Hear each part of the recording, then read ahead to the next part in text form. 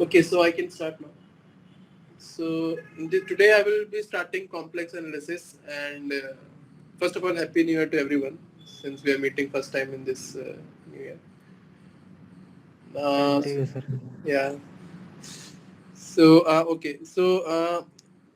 in the last class I covered something related to matrix and all, but from this class I will be starting complex analysis.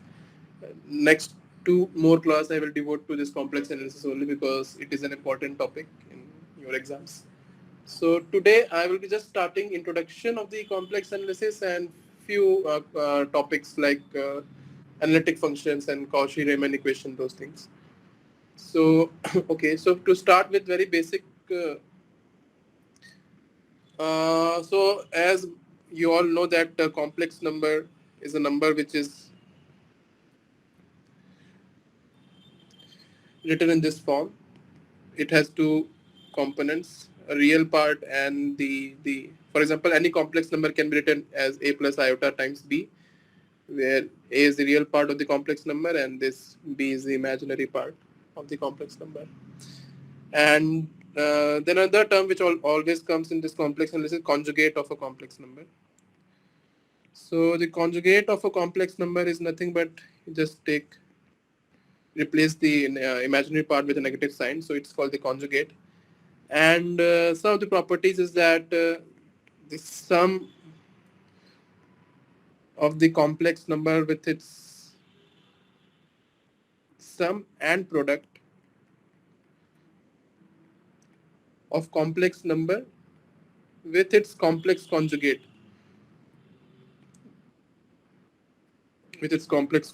is always real. Is always real. This is one property. You all can see that like for some if we have some complex number a plus iota b plus of it's a minus iota b, so it's just real. It 2 times a and a is the real part. Similarly, product of any complex number with its complex conjugate is also real. It's a square plus b square, a square, yeah, iota minus plus b square. So which is also so. This is some of the properties of some of the very basic properties of complex number and complex conjugate. And the complex number is represented in the Argand plane, named after the scientist who represented this. So any complex number, suppose you have some complex number in the, it can be represented in an Argand plane, like x-axis and y-axis, by a point. Suppose you have some complex number a plus iota b, so it is can be represented by some point P, which has coordinates a and iota b, where x represents the real axis, that is the real part of the complex number is given in this axis, and the imaginary part of the complex number is given on the y-axis. So this is the imaginary axis. So this is origin. So and this is the angle theta, which is makes with this line makes with the real axis, and the modulus of this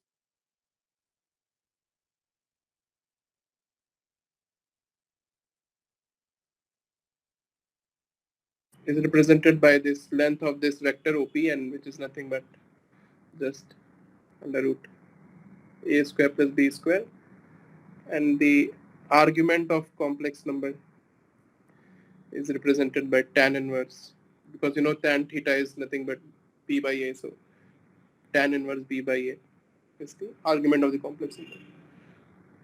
Now this is just some basic complex number introduction which all of you must be knowing. Now comes another thing, what is function of a complex number?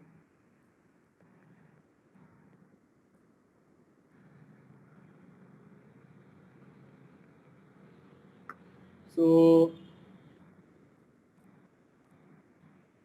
yeah, so what is the function of complex number? So suppose you have any complex number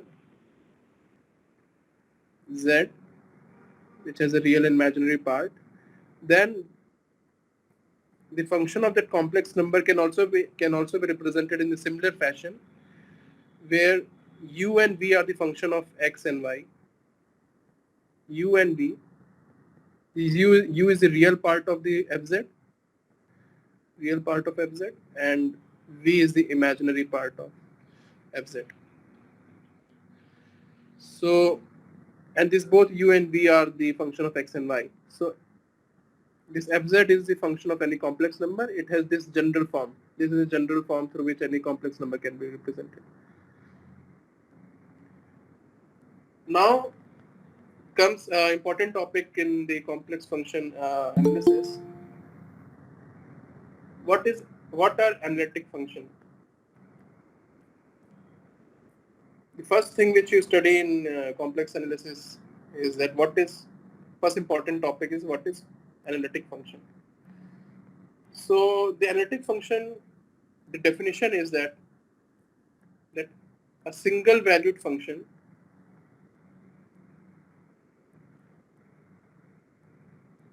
any single valued function fz is said to be analytic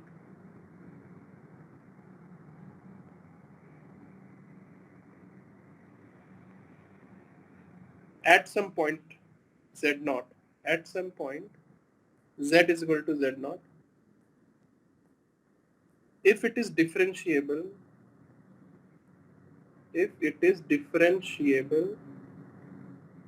at that point. And if the function is not differentiable at that point, then the function is said to be non-analytic, and that point is called singular point. So for example, you have any function fz, as I already discussed. It is ux plus ux of y plus iota times v of x comma y. Then to understand this, first we need to understand what is meant by if fz is continuous.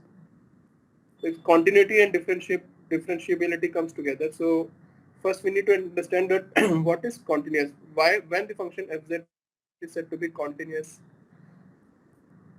at some point z naught. So mathematically, it is represented. Suppose you have some function. It is about. Suppose this is some point. This is z, and this is f of z, and this is your f of z. Then at some small increment, like you take z minus z naught. Like for very small, this equation represents that for very small increment or decrement in the value of z, for a very small increment or decrement in the value of z, which is represented by this equation A, z minus z naught mod is less than delta, delta is very small. The corresponding change in the function also, fz minus fz naught, the corresponding change in the value of function is also small than particular value epsilon. So that particularly means that the function is continuous. For example, if you just look at this graph, it is very continuous. So what it means is that for very small value around this value z, for example, z naught is here. So this is fz.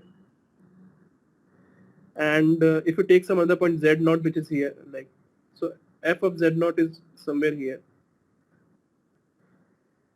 So very small change in z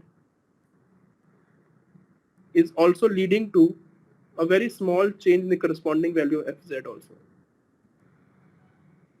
Then the function is said to be continuous. For example, if you take some other another example, suppose some function is there.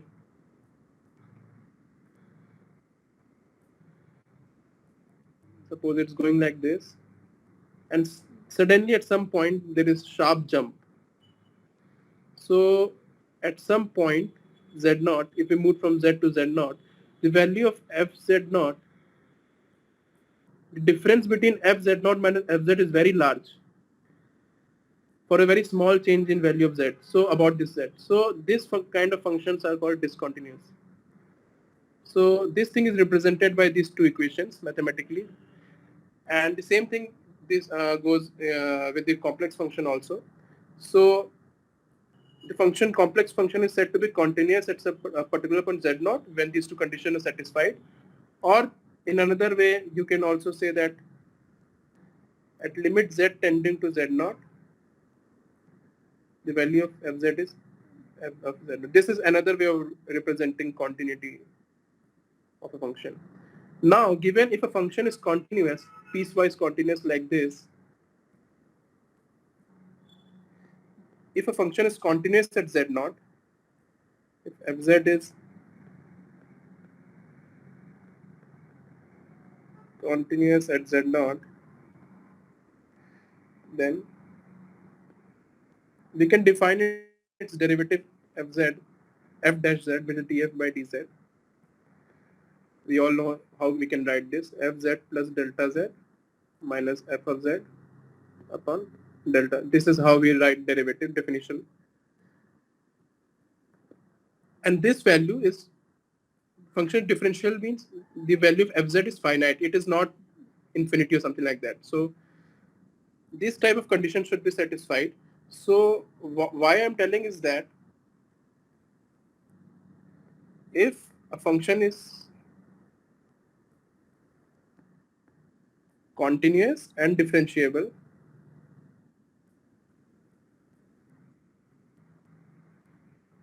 at z naught, then it is called analytic at that point at z is equal to z naught. Otherwise, if the function is not differentiable at z naught, if fz is not differentiable,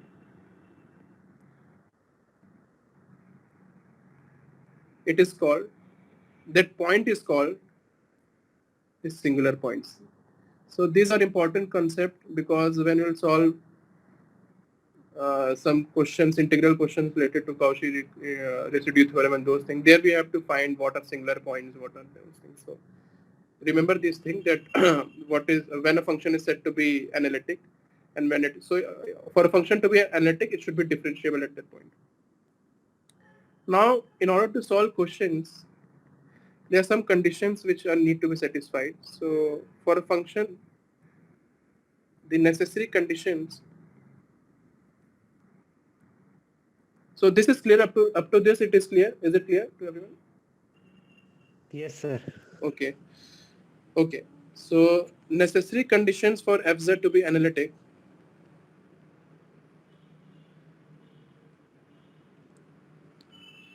is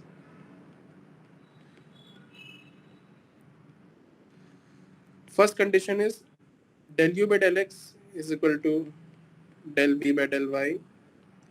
The second is del u by del y is equal to minus del v by del x. Third is all these derivatives must exist. They should not be infinity. They should have some finite value, or they should be zero. These derivatives should exist. So these are the necessary conditions for any function fz to be analytic, where u and v are the real and the imaginary part of the function. And these equations are called the Cauchy-Riemann equation, or generally they are called CR equation. These two equations are called CR equations. So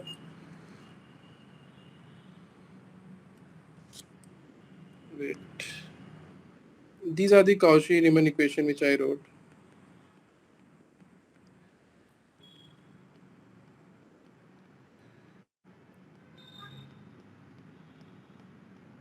Okay, so now suppose you have given any function,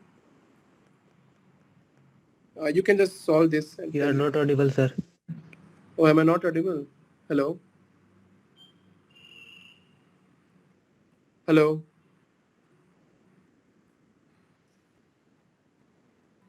Sir, your voice is coming perfectly fine. Okay. Am I audible to everyone? Yes, sir. Yes, sir. Okay, okay. Okay, so suppose you have any function fz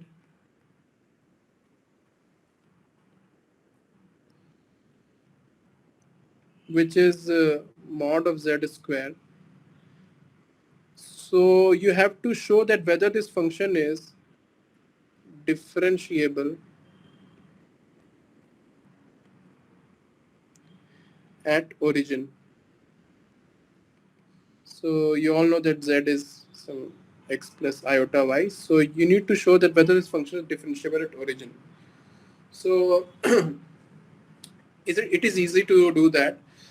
I will do this. Next question you can solve. So we know that the mod of any function is just the amplitude of it. So it will be just x square plus y square. And so the square of it, fz is nothing but square of it. It is x square plus y square. So you just need to find these two equations. So del u by del x, here your imaginary part is 0. So v is 0 here and u, this is u. So del u by del x is nothing but 2x and del v by del y is equal to 0. Similarly, del u by del y is 2y and del v by del x is equal to 0. So these functions are not analytic, as you can see, because del u by del x is not equal to del v by del y.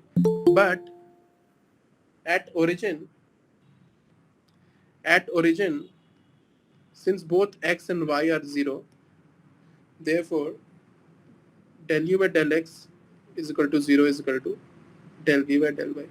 Similarly, this also, since y will be 0 at origin, so del u by del y is equal to minus del v by del x, which is 0.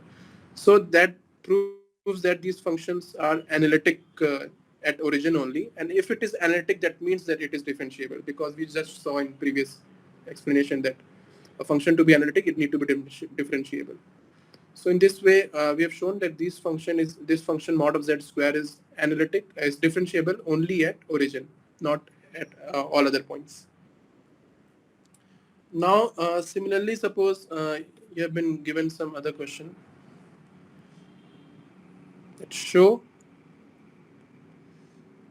uh, show that real and imaginary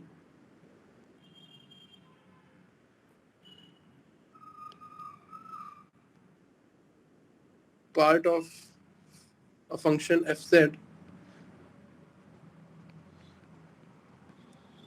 which is log of z, satisfy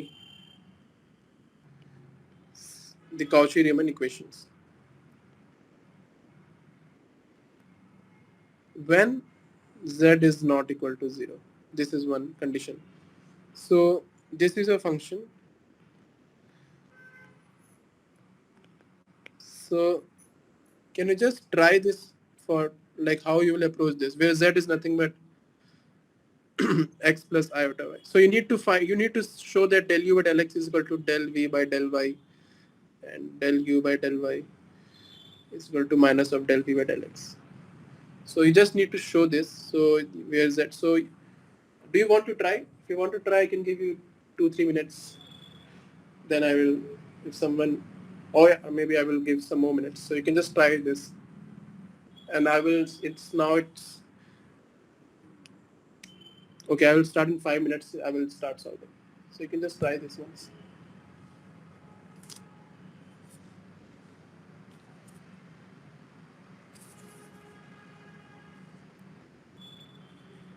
One hint is uh, use polar coordinates.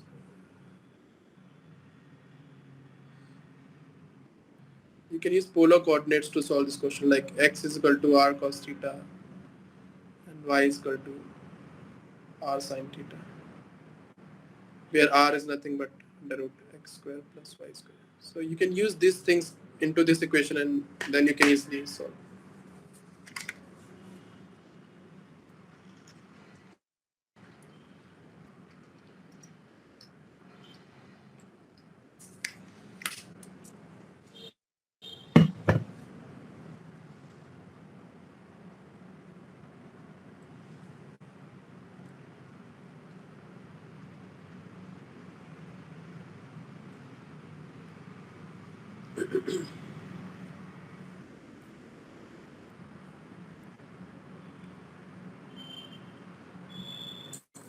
Yes, sir, it is analytic. Yes. It's analytic. Yeah. So you're saying it is analytic satisfied, right? Yes, sir. Okay. Okay. Okay. So anyone else? So you have to just use some simple substitution like I'm solving. You can just substitute this x plus iota y, where this log is natural log, so it has base e.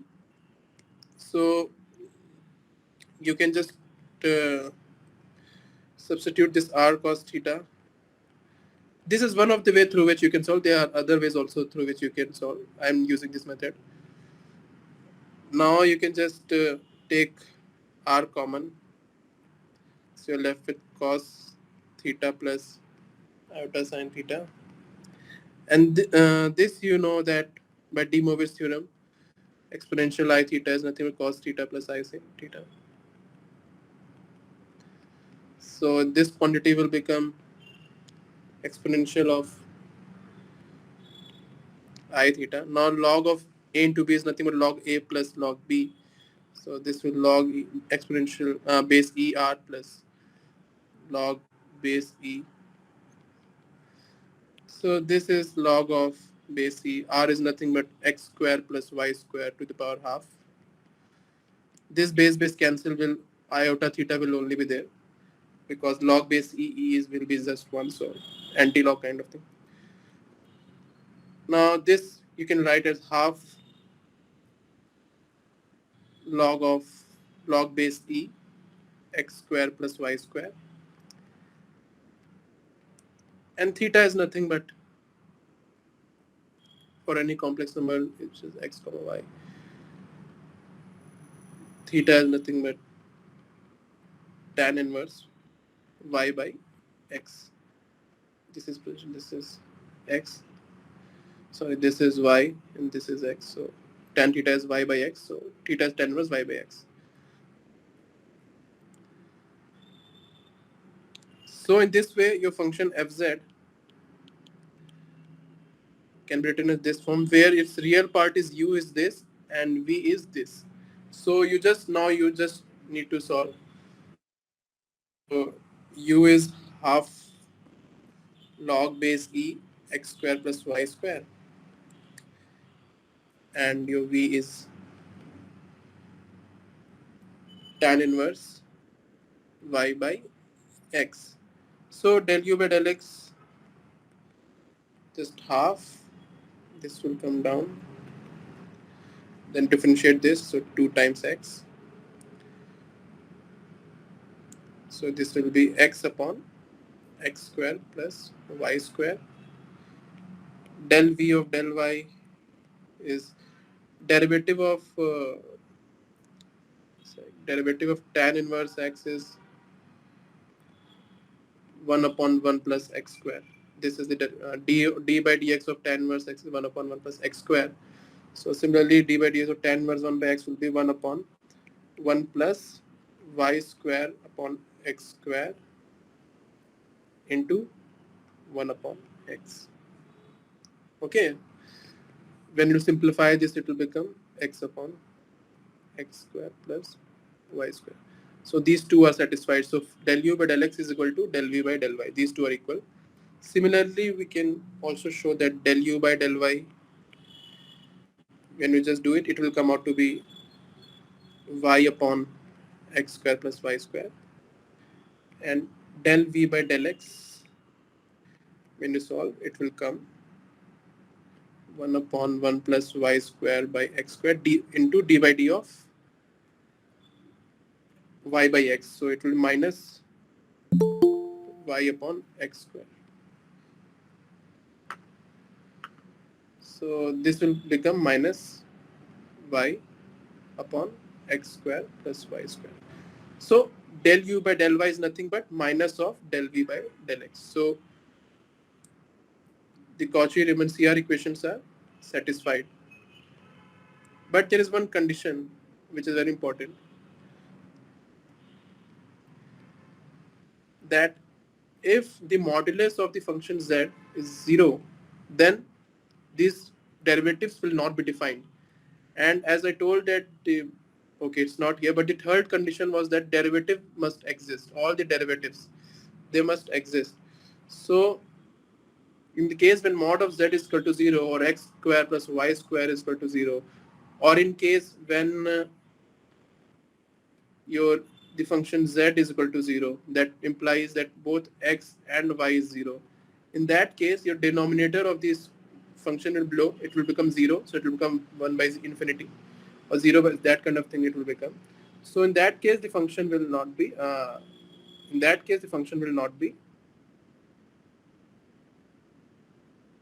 analytic. So that is Sir, one can you condition. repeat? So what? Which part? So after the problem, what you said? Oh, after the problem, what I said is that since your derivatives in the denominator, it is x square plus y square, right? Yes, sir. So in the case if x square plus y square is equal to 0, then your derivatives will not exist. Del u by del x, or all this will become some, say, x upon 0, which is not defined. So one of the condition for a function to be analytic is that its derivatives must also exist. So this function is analytic, but only when your this condition is satisfied. Then mod of z is not equal to 0.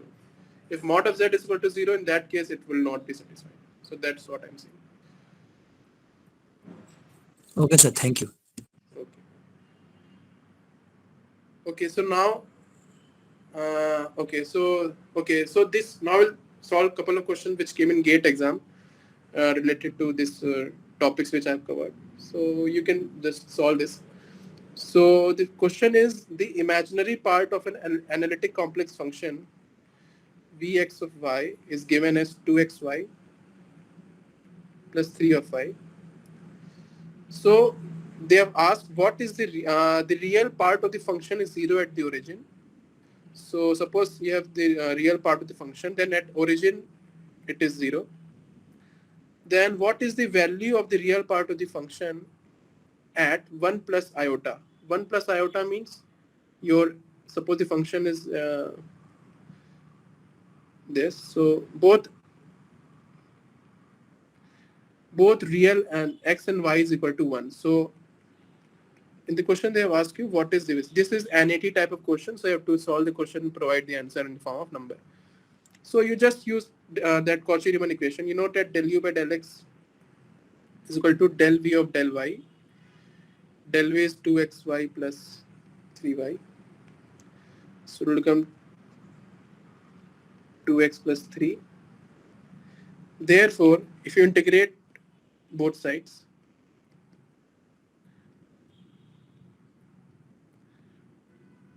so you will get what? U, which is a function of x and y, is x square plus 3x plus some constant. And let us, that constant is not actually some constant, but it is some function of, because let us suppose that the u is a function of both x and y, and we'll assume that the x part is this x square plus 3x and the y part is f of y. Similarly,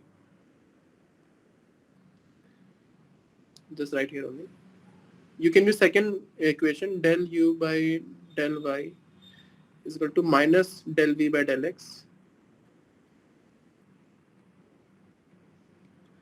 So it will go minus 2y, just minus 2y, and hence integrate both sides now respect to y. So get minus y square plus the x part. The x part is nothing but we so now both the equations are same. First and second equation same. So what you'll do is that you can write that u is nothing but x square plus 3x, and f of y is nothing but minus y square. Similarly, so this is what your real part of the function would look like. And now they've just asked you what is the value of the function at x and y both equal to 1. So that will become 1 plus 3 minus 1. So which is equal to 3. So up to 2 decimal places, so don't worry, just write 3. It is fine. So 3 is the right answer of this question. So this is clear, right? No.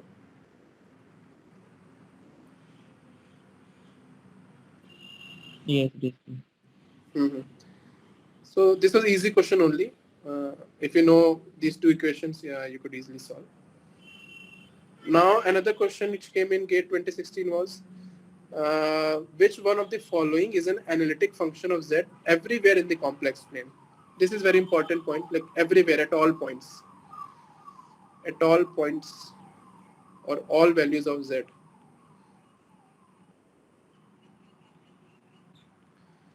Four options are there, so you have to check that you have to satisfy CR conditions for each four of them, for each one of them, and then see that which case satisfies CR equation for all the values of z. So z square is nothing but z times z. So it is x square plus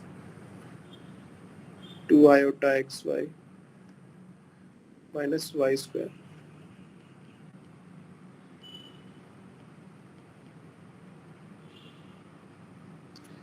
So here del u by del x is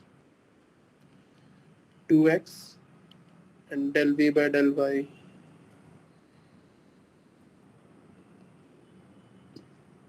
I've done something wrong. It will plus, right? Yeah, sorry, this will be plus.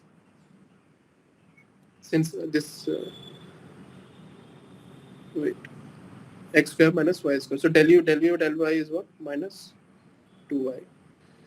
Similarly, if you write del u by del y,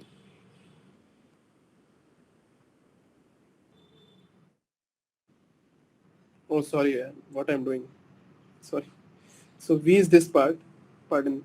So del v by del y is 2x. Similarly, del u by del y will be minus 2y, and del v by del x will be 2y. So hence, both del u by del x is equal to del v by del y. This shows, and the second row shows that del u by del y is nothing but minus del v of del x. And this is true for all values of x and y. So the first option satisfies the CR equations for all values of z. Now similarly, you have to check, because you cannot just rely on, let us solve other options also. For example, B option. Is the B the answer? Z star square won't be analytic. Hmm? Is B the answer? Z star square is not coming analytic. We'll just see. Second option I'm just solving. So second option, z star is nothing but the complex conjugate ka whole square. So we know the complex conjugate is nothing but x minus iota y, x minus iota y. So when you solve this, you'll get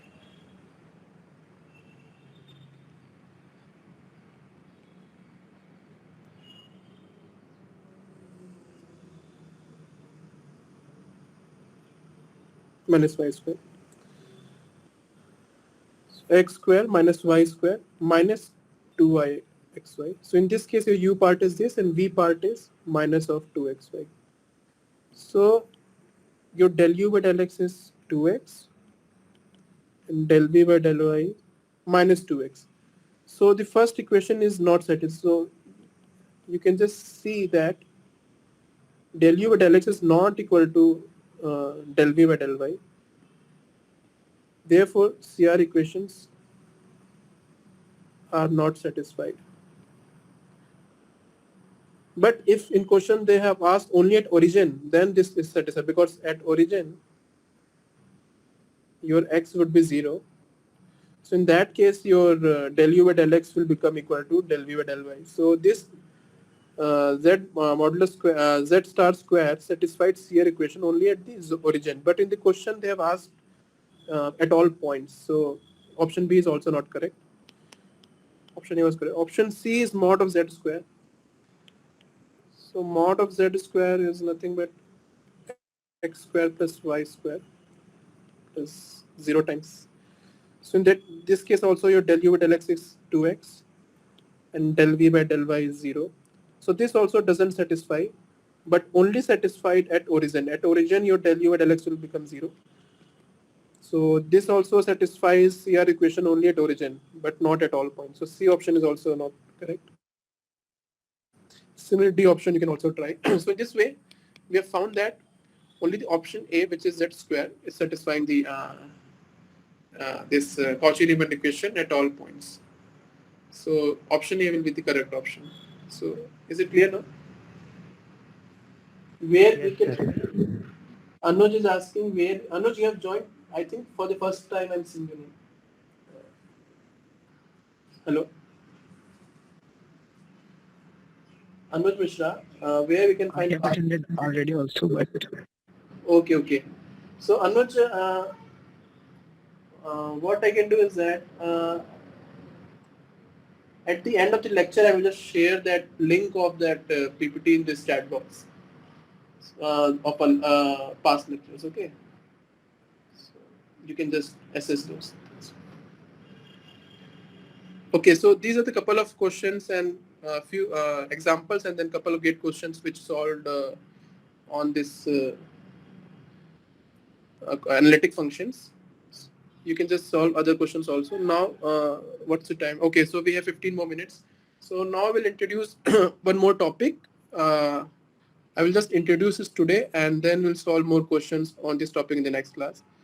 So this is also very important. This is called Cauchy integral theorem.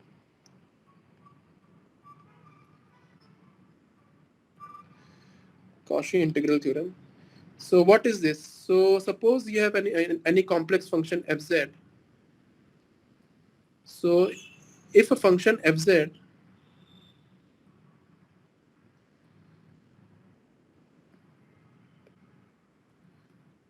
so if a function fz, complex function fz is analytic and we know that its derivative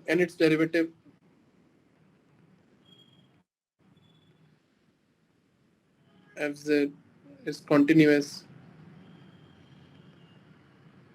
at all points,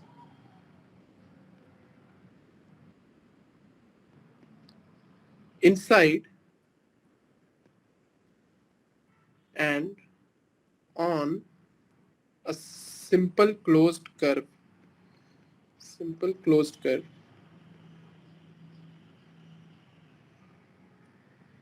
In that case, you integral along this closed curve fz dz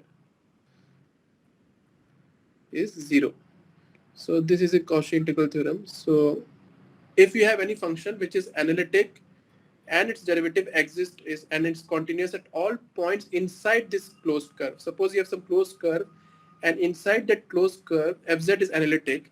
In that case, your integral fz dz is 0. So what it will be clear by let us look at this example. Suppose you have some integral z plus 4 z square plus 2 of z plus 5 dz, and this integral is carried on this circle. C is some circle given by this equation z plus 1 is equal to 1 on complex plane. So you can just draw this. So it is centered at -1 because we know that it's nothing but z of minus 1 is equal to 1. So it is centered at -1. And this represents the radius. So radius of the circle is 1. So it will pass somewhere here. This is 0. Okay. So this is the closed curve along which we are going to carry out this integral fz. Now, in order to solve this question, first you have to find the poles. The poles are found by just equating the denominator of the function to 0, because what you want to find is that at what points, because this is some fz, and you know that fz is analytic if it is defined at all points for z, but and fz is singular if it doesn't exist at some point. For example, if z square plus 2z plus 5 is equal to 0, that means that function will become some value of z plus 4 by 0 that is undefined. So that point will be analytic. So we are trying to calculate, so that point will be singular point. So we are trying to calculate the singular points by equating the denominator of this function to equal to 0. So this is basically called finding the poles. So what you will do is that you just equate the denominator equal to 0. And then this is, you can just find that formula, minus b, the roots will be minus b plus minus b square minus 4ac, 4 minus 4ac, 0.2. So this will minus 2 plus minus under root of minus 16 will be this 4 times iota, because it's minus 16. So this will be minus 1 plus minus 2i.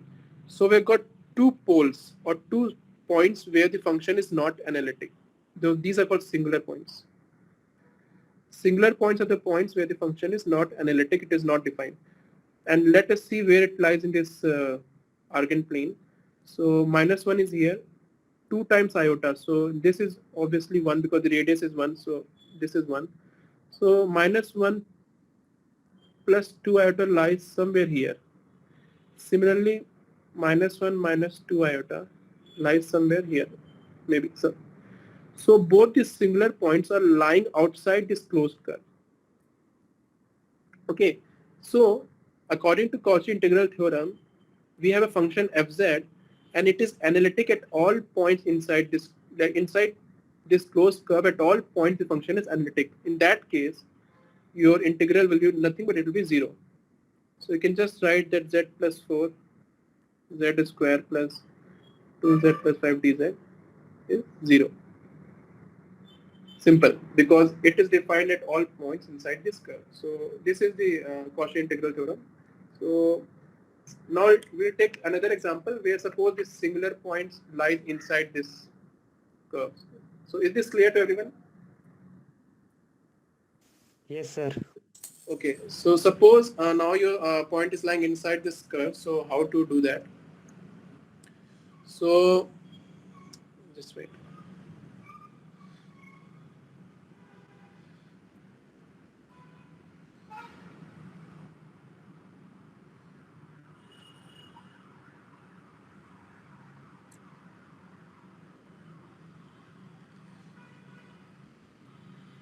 So now comes another important, for that case where the points lies in singular point lies inside the curve, we have something called Cauchy integral formula, which says that if fz is analytic at all points inside closed curve C, inside closed curve C, except say at some point A, except at some point z is equal to A. In that case, your integral fz dz z minus A is 2 pi iota times the value of function at that singular point. This is singular point. So this is the Cauchy integral formula. So suppose you have some example where you have to evaluate Ez, a simple example, z square plus 1 dz, where C is again a circular surface, circular curve z is equal to 2. So this function is centered at 0 and its radius is 2, so it's something like this. So 0 minus 2, 0 2 and 0 minus 2, something like this. Radius 2. So similarly, you will just find the poles. So you'll get z square is equal to minus 1. So z is equal to plus minus iota. Now these two iota points, these are lying. We know that these are lying well inside this curve. Plus iota is here, minus iota is here, because the limit of this closed circular curve in the y direction is up to 2 iota. So both iota and minus iota are lying inside this curve. Now how you will solve this question? So you have to carry out this integral, but you have to exclude these 2 points. So what I mean is that just draw another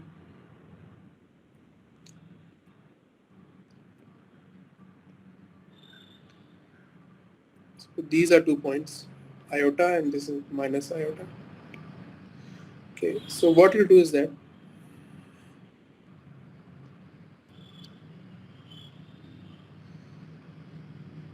you'll just draw this kind of contour. You want to carry out integration, but you want to exclude these 2 points because the function is not defined at these 2 points.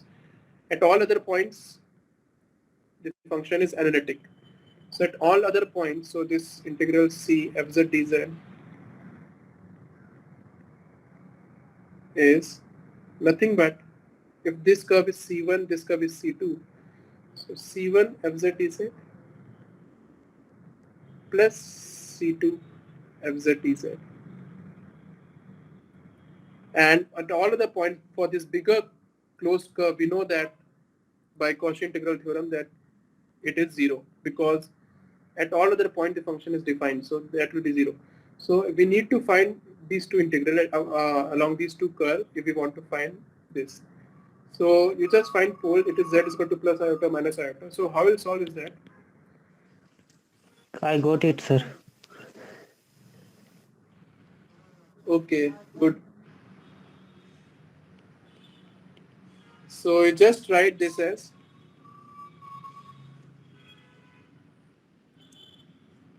you can just write this as z plus iota and z minus iota dz. Now you just split it in 2 parts. C1 about this second minus iota point. So you can just write this as Sir, hello. why didn't you take the outside curve? How did you take the? Why didn't you take the outside curve? Only take C1 and C2, not the outside curve? Because we know by the Cauchy integral theorem that if the function is analytic at all points, so we know that if you just exclude these 2 points, the function is analytic at all other points. So for that, the function this will reduce to 0. So this 0 is nothing but this is integral about the outside curve only, excluding these 2 contours C1 and C2. But sir, C1 and C2 are not closed curve. Then how can you take that? Yeah, that's right. That C1 and C2 are not closed curve, but they are the form of the bigger curve, right? This is entire curve is C, and okay, it looks like that C1 and C2 are not closed, but actually they are closed because you're not moving through the outer boundaries. You're moving through the inner boundaries. You know this.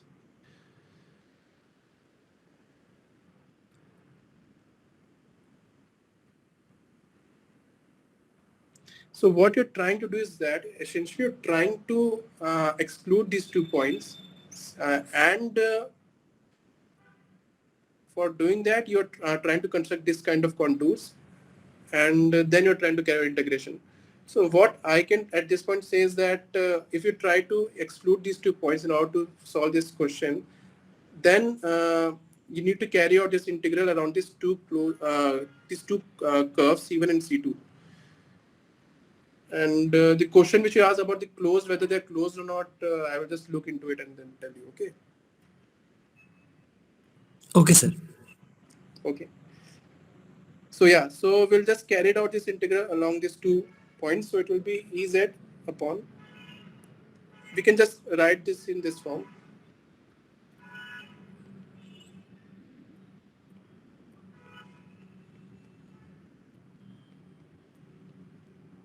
Ez upon z plus iota upon z minus iota dz. Okay, so essentially in this case, I'm trying to reduce this in this form fz z minus a, sorry, fz z minus a dz. So in this case, this is your fz and this is z minus a. So by using the this theorem, you can just replace these 2 integrals with 2 pi iota times f of a. So it will be nothing but 2 pi iota times e of z, z minus iota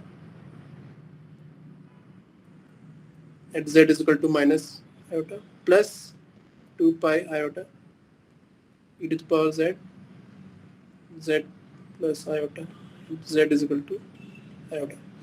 So you just substitute these things. So what you'll get is 2 pi I e to the power I 2i plus 2 pi iota e to the minus I upon minus 2i. So just take, this will cancel out 2i, 2i, and pi will be common, so you'll get something like this, e to the power I minus e to the power minus. Now you can just write this as, all this sine theta, so you can just write this as 2 iota times sine of 1. So you'll get something like 2 pi iota sine of 1. So this is the value of this integral.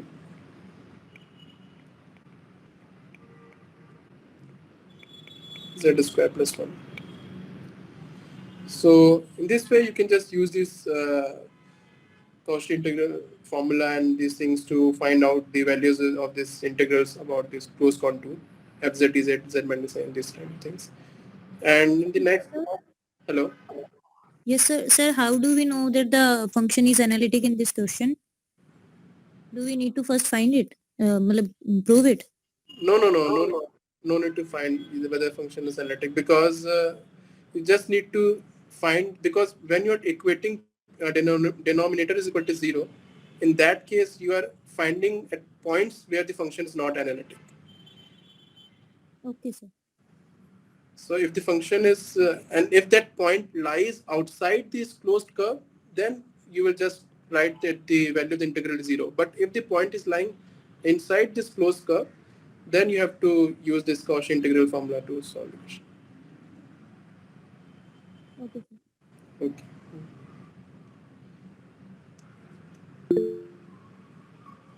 Harish. Yes sir sir मैं ऐसे पूछ रहा था कि आप उसमें complex में जैसे क्यूब रूट निकालते हैं ना, cube root 1, cube root of 2, तो इस टाइप के भी क्वेश्चन कराने वाले हो गया? If you want, I can solve a couple of questions. Yes sir, we need of that question. Okay, but that kind of question मतलब गेट एग्जाम में तो मैंने नहीं देखे हैं, लेकिन अगर तुम्हें एक्स्ट्रा चाहिए तो I will just do it. Yes sir, you 5-10 minutes. must Next go one. for it. So cube root of unit, those questions you are talking about. What question? Cube root of a complex number.